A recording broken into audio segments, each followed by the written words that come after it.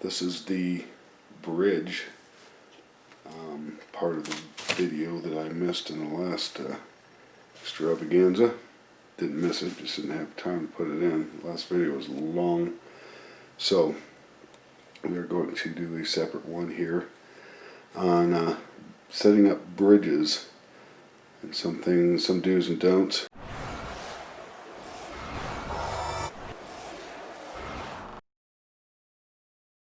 So here's my little more than a credit card float on this bridge.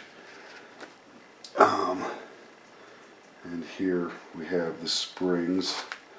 And one thing to keep in mind is that this, where I set this claw in or out, is what sets the height of the bridge. So if I was to move the claw out that way, it would make the bridge raise up. If I was to tighten it down, I could tighten it down to where it actually slams down on the body. What keeps this in floating fashion here is the battle between the tension of the strings and the tension of the springs. So if I wanted to set this up so that I had a back bend this way, taking it sharp, of a half a step or more, I would have to take springs out. To do that, I'd take one spring out, likely with these 10s. If I had 8s on it, I would probably have to do just one spring, possibly, so that the bridge would float up higher and have more spring stretched on it so that I could bring it back and the spring would collapse. Right now, if I was to do that and go for a half step, the spring would collapse, but it would cause these to pop out, or this to it would just go all loose in this area because the springs have too much tension on at this point. And here's a 4/1000 feeler gauge, and it just barely fits between the springs and the spring slots there, between the wounds of the spring. So there's not a whole bunch of spring stretching going on here. And as you may know, if you watched the first video, I use the vibrato, or the trem bar is a vibrato, which means that the height that it's set at right here is about perfect for going just a little bit above and a little bit below the note, just like you would if you're doing a finger vibrato. So just a little bit above, a little bit below. That's what I use that for. It's not a dive bomber, it's not something to pull up, or it's definitely not what you refer to as, I guess, a whammy bar, because it doesn't do a whole bunch of whammying. Anyway, let's get on to some don'ts. I have another guitar here that I will bring into the picture that I purchased with a whole bunch of other guitars. I have a guitar haul video somewhere on my channel, and it was involved in it. So I'll get that over here, and we will look at the issues with that.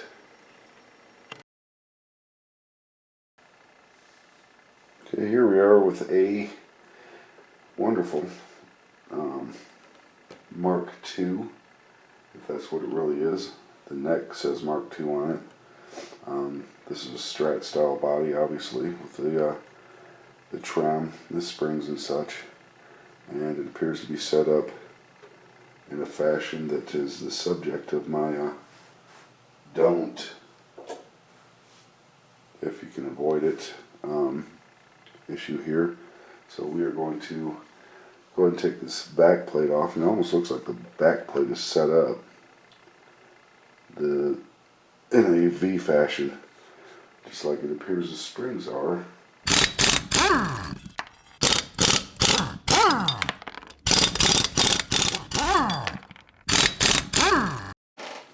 What the hell is that? Okay, I guess someone had some creative blocking ideas there. Whatever. But anyway, yeah, that's interesting. Like that. I wonder if you can get that at Stumac. Looks pretty custom there. Okay, so this is the issue here. We've got 3 springs in a V fashion there, and we're going to talk about why this is not a good idea. I mean, you can do your guitar any way you want, of course, because it's your guitar. But I personally take issue with this. I never set one of my guitars up this way with a V shape, and there's a reason why. And so we'll take our little measuring device here. What I'm going to do is turn it on. It's on millimeters. I will show you something that is very interesting. So what I'm going to do is I am going to measure from the hole that would put it in a straight line that it, is my opinion, it should be in. Oops. So what I'm doing is I'm going to the very edge of this claw right here, the very edge of where it bends up. So and what we're going to do is, this thing has a 0 out, so I know it's upside down right now, but I can 0 it out at this point and then measure from here to here and see what the difference is. Oops, right about there. So I'm measuring to the same point on the claw tip, and it says that there's 2.6 millimeters difference. Do that one more time. Measure twice. Cut once. Okay. This seems like an awful lot. Okay, I'm going from the hole that it should be in to the edge of the claw, right there. And zeroing it out so that it's at 0, and then going from where it is. Actually, I think I am a little bit inaccurate because I'm up against the deal there.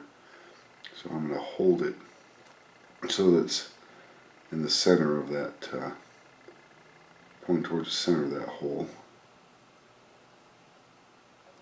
Did this one. Yeah.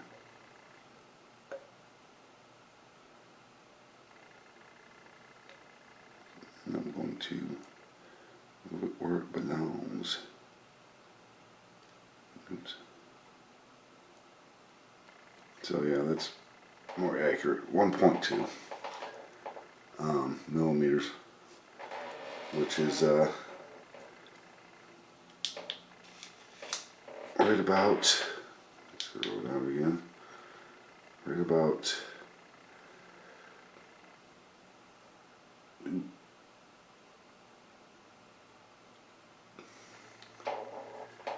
that much. I'm not blurring it out. So, might not seem like a whole bunch, but it makes a huge difference in the tension difference between the outer springs and the center spring. Center spring is a lot less, has a lot less tension on it, so it's kind of almost useless unless you're dive bombing, but then it increases the tension, and you can put a little bit more tension on your guitar there, because these springs will be extended very much before this one even really starts doing anything. So that's why I don't like setting that up that way. I think I can, let me see something here.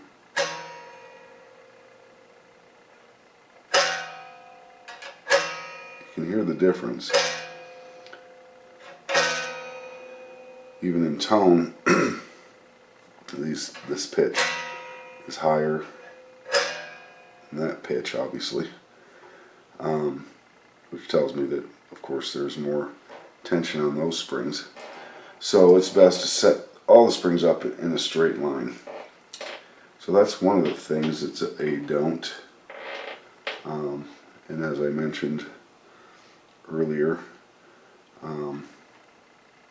this claw, the in and out movement of it, is what controls the height of your bridge float. After you create the equilibrium between the spring tension and the string tension. So there it is. That's one of the don'ts. I think that's really the only don't I have. Yeah, I can't think of anything else right now.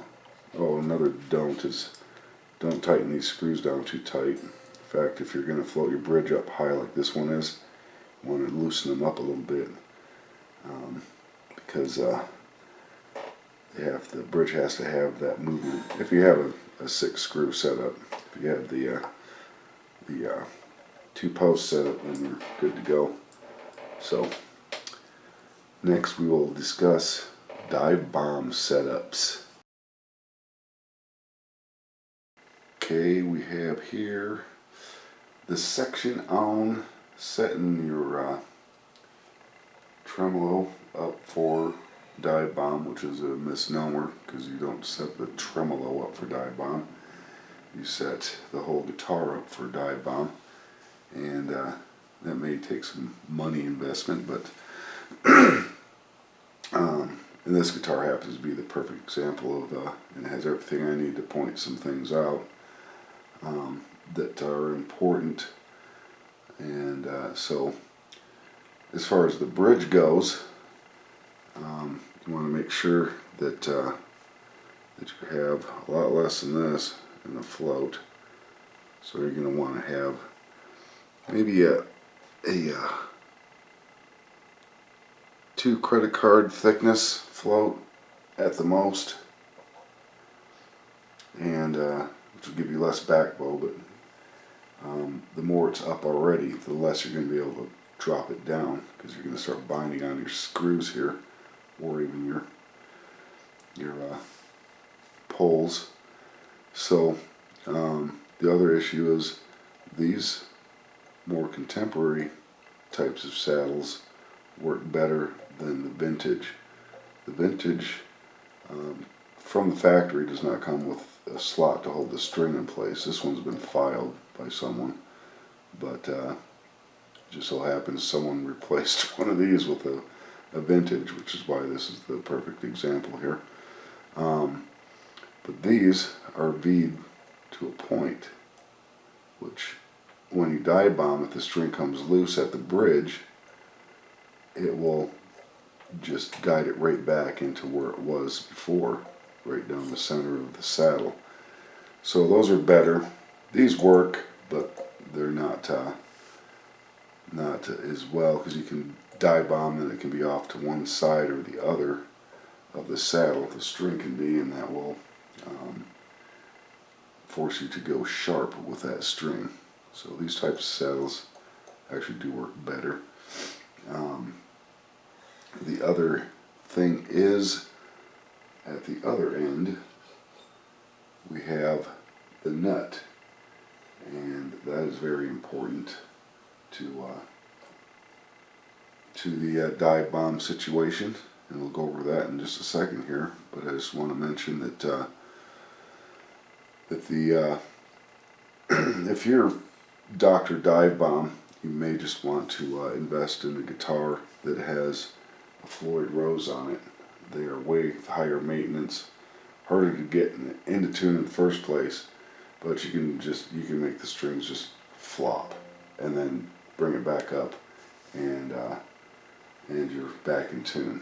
And the primary reason for that is because you have a locking nut on the headstock end of the guitar that doesn't allow the tension to release on the other side of the nut, which is where a lot of the problems with dive bombing in this type of setup occur. So we will get with the nut here in just a half a second and get that information thrown your way. Okay, here's the other end of the guitar, and this is where dive bombing issues occur the most, and one of them has to do with the nut. And the nut, this one being obviously plastic, will be a problem. It looks like someone's carved it down to almost nothing in places, but anyway, it's best to use a graphite nut if you can pick one up. And I would say a roller nut, but for this type of neck, it's tough to get one. You have to do some customizing on the neck to get it fit on there. Not necessarily a proponent of roller nuts, but of course I've never really tried one either, so maybe someday. The other thing is, if you're going to put your strings on like 3-year-old, then you're going to have problems to begin with, tuning in general. So make sure you get your strings on nice and neat. In my video on string installation, any video I've done on it, I recommend 2 wraps. On the E and the A, the D, you can go 3. Then you want to go between 4 and 6 on the first, second, and third string, just to make sure they stay hunky-dory. Good tuners are very important for dive bombing. So, pardon me. The other thing that helps is on my builder guitar. As you may have noticed, I don't have a major angle underneath my string tree. If I was building this neck for a dive bomb, I'd want the strings up a lot closer to a straight line. I want them in a straight line, if possible horizontally with the pegs there, so that there's not an issue where the string meets the peg in this area here. And that's why 2 wounds here is good. You go down any lower, you can start having the string overlap itself, and that's when you have a problem with going sharp when you dive bomb. Pardon me again. It's early. I have to film early because everybody loves to mow their lawn while I'm filming. So the other important thing, even with the graphite, is to use some kind of a nut lubricant. I use this stuff here. I want to say this cost about 18 bucks for this tube, but I've had it for 2 years and I've done several guitars with it, a ton of guitars with it in fact. I don't just put it on guitars with Tremolo. How do you like that? I put it on all my guitars just to get that lubrication in there to help it to not get sticky while tuning. But the way to do this, I've demonstrated it in other videos. You loosen your string up, obviously. You do this after you have all the if you put new strings on, after you have everything stretched out and everything. You don't want the nut juice to drag out to this part of the string. So the way you do it, I usually just get a little bit poked out of the edge of this thing, just about that much, if you can see that, and you place it in the leading edge of the nut slot there. That way when you tighten the string back up, it's right about in here, it drags into the rest of the nut. Instead of, if you put it back here, you're going to drag it out of the nut. So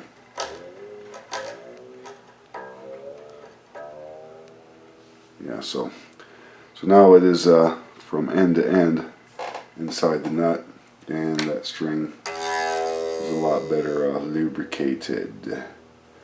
That's about all you really need to know to get your dive bombing, make all your dive bombing dreams come true.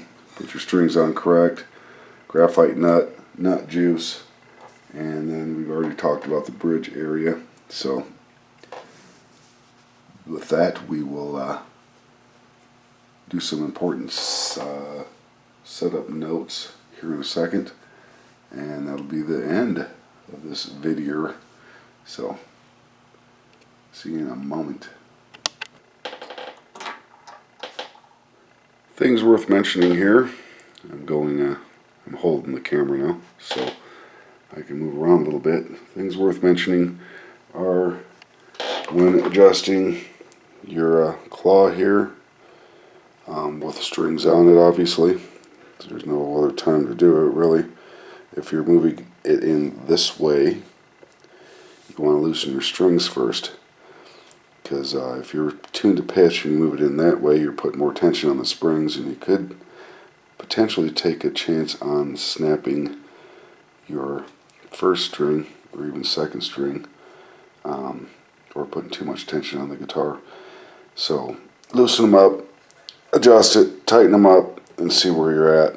And so it can be a process of flipping the guitar over and back again to get the height you want on your bridge as far as floating goes. The other thing is, if you are interested in dive bombing, it's important to invest in a nice set of springs. These here are crappy springs. This here is one of the ones that came with my Goto bridge, however you want to pronounce it. And that's that gizmo over there. So I only needed 3 for my setup. So yeah, do that, and hopefully, like I said before, all your dive bombing dreams can come true. Good luck, and thanks for watching.